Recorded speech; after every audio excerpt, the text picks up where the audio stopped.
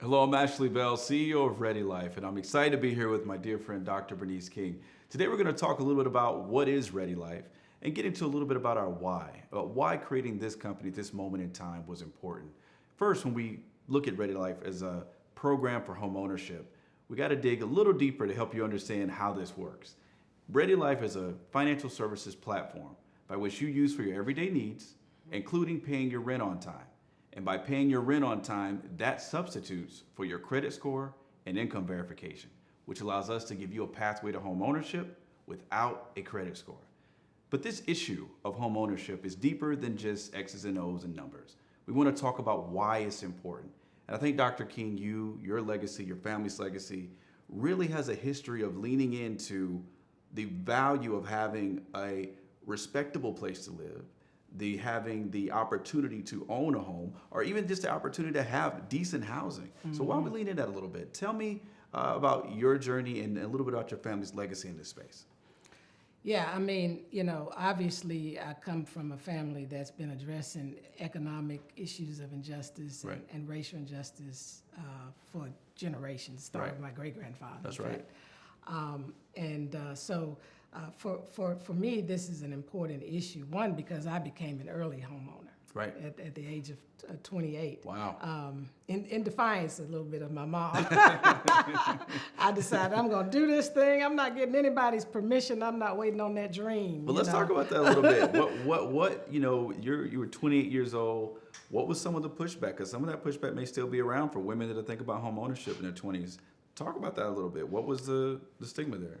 Well, I mean, in our community, there was, marriage, or there's a certain time period later when you're a little bit more responsible, Right. Lived life, gotten some other things, taken care of. And I was like, no, I was tired of renting. Mm-hmm. It didn't have any benefits to it other than Right. giving me a roof over my head. Right. But now with home ownership, I understood that I would be positioned to be able to use that to get other, Right. funding, home equity loans that I could use for so many other things if I wanted to start a business, et cetera. If you ever get in a Right. crunch, Right. and you need to kind of pay down some debt and all that kind of stuff. And so for me, that was very important. And to build my credit, Right. more importantly, because at that time I had a credit card, but I knew that if I moved into the issue of home ownership, I would be looked at totally different. Right. And so I decided to just dive in. And that's a good example for what we're trying to solve for now. When you look at students, because you just got out of law school at that point, right? Yeah, I did. So when you look at students today, they don't see home ownership as a viable option when they get out of college. And so what Ready Life is able to do, the moment you get out of college and you're paying your rent, if you're banking with Ready Life, if you're working with us and you're paying your rent on time, the moment you get that first real job, once you get out of school, you're ready to go. You're ready to own a home. Part of our goal is to decrease the average age of the American homeowner by providing this pathway earlier. And it hits right to the heart of what you're talking about, Dr. King. This is a way to empower a new generation of women to understand that they can own a home early. They don't have to wait on getting married. They don't have to wait on any other life event. They can do it as soon as they're ready when they get a job out of college, especially if they've been paying rent anyway. So we really are excited about leaning into the new generation of future homeowners. Well, talk a little bit about, even your family, your parents, about their home ownership, the age God. that they owned a home. Yeah, so my parents actually owned their first home in 1966. Okay. As you know, my father was assassinated in 1968 at 39. So he was about So 35, he was, 34, 35 when he bought his first home. he was 37. 37. Oh, wow. Okay. Wow. My mom, 2 years older. Wow. Wow. So that's another reason that I was inspired to do it earlier. Right. I wanted to do something my parents didn't do because, back then they were renting Right. homes. The first home they lived in after finishing Boston University for his PhD and her second bachelor's at the New England Conservatory of Music was in Montgomery at the parsonage. Well, that was Wow. provided by the church. By the church, So, that's right. They had free rent, free mortgage, nothing to pay. But then they moved back home here to Atlanta, his home base, from 1960 and then until he was assassinated. Of course, we continue to reside here.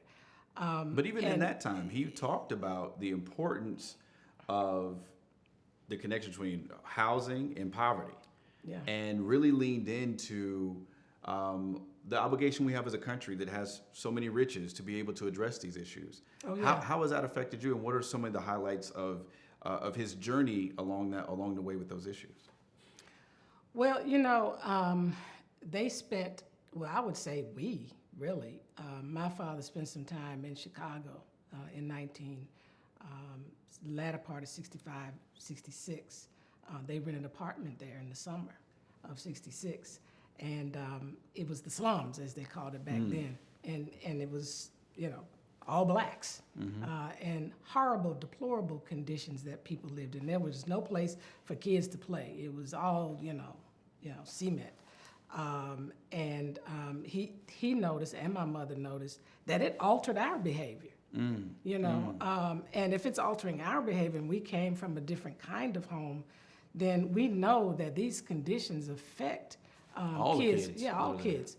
And so he wanted to showcase these conditions and talk about how do we create greater access, affordability, and better living conditions for people, at that time, black people, as we called back then, Negroes. And so he was fighting for that. But he was also fighting at the same time for economic justice and empowerment for African Americans too, that we could move into becoming owners. It was one thing to quote unquote integrate facilities. Right. It was another thing now, how do we integrate the money? Right. How do we integrate opportunity? How do we integrate ownership? Right. And so a lot of his work was geared towards that. And as he looked at poverty, he said, look, we shouldn't even have these conditions, because there's nothing new about poverty. We now have the resources and techniques to deal with it. That's what's new. Right. The problem is we don't have the will. That's right. And so his work was about trying to build the will, and what we're doing is a part of that. We're fulfilling that will. We're using our energy to ensure that people do have access to home ownership. And it's about innovation. Exactly. It's about taking a system that, even from when your father was fighting this fight and you fighting this fight, has failed us. Yeah. The system that requires arbitrary credit system to determine winners and losers. Exactly. There's no reason that the credit score system should be the only way to own a home. You are more than those 3 digits. Everyone that has a credit score, it doesn't mean that you aren't worthy to own a home. If you can prove that you can pay your rent, then of course you can pay a mortgage.